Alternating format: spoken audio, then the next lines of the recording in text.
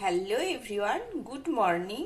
তোমরা নিশ্চয়ই খুব ভালো আছো, আমিও ভালো আছি।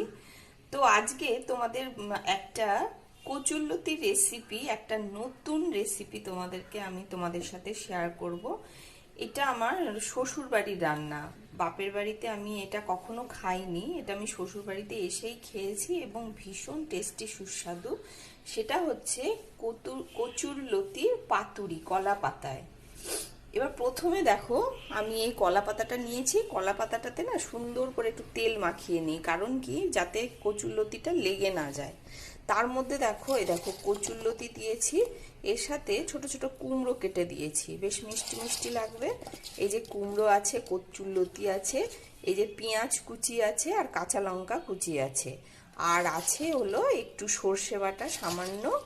ধনেপাতা থাকলে ধনেপাতা দিতে পারো, চিংড়ি মাছ থাকলে তো খুবই ভালো হয়, কিন্তু আমার তো চিংড়ি মাছ নেই। তো যাই হোক, এই তিনটে দিয়ে পেঁয়াজ, কুমড়ো আর এই কচুরলতি দিয়ে সুন্দর করে একটু কাঁচা তেল দিতে হবে। সুন্দর করে জিনিসটা মেখে এই পাতার উপরে সুন্দর করে সাজিয়ে দিতে হবে।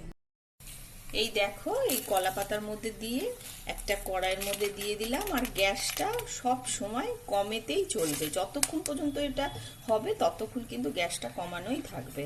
তারপরে এই দেখো, আমি ঢেকে দিলাম।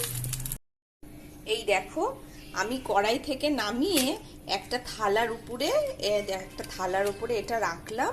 এবার এই দিকটা হয়ে গেছে, অন্য দিকটা আমাকে ওরকম সেম প্রসেসে করতে হবে। দেখো, আরেকটা কলা পাতা নিয়ে আমি এরকম করে রাখলাম, রেখে এইটার ওপরে এটা এরকম করে চাপা দিয়ে এটাকে উল্টে দিতে হবে, তারপরে কড়াইতে দিয়ে। এই দেখো, উল্টে আমি কড়াইতে আবার দিয়ে দিলাম। এবার পাতাটাকে সরিয়ে পাতার মধ্যে যেগুলো লেগে আছে সেগুলো সব একটু একটু করে কেটে কেটে এর মধ্যে রেখে দেব। তারপরে আবার একটা ঢাকনা দিয়ে একটু সামান্য, যতক্ষণ না নরম হচ্ছে ততক্ষণ এরকম করে ঢেকে দেব। এই দেখো, আমার কমপ্লিট হয়ে গেল কচুরলতির পাতুরি। এটা তো বললাম আমার শ্বশুরবাড়ির রেসিপি, একদিন তোমাদের আমার বাপের বাড়িতে কি করে খায় সেটাও তোমাদের দেখাবো। তাহলে যাই, টাটা।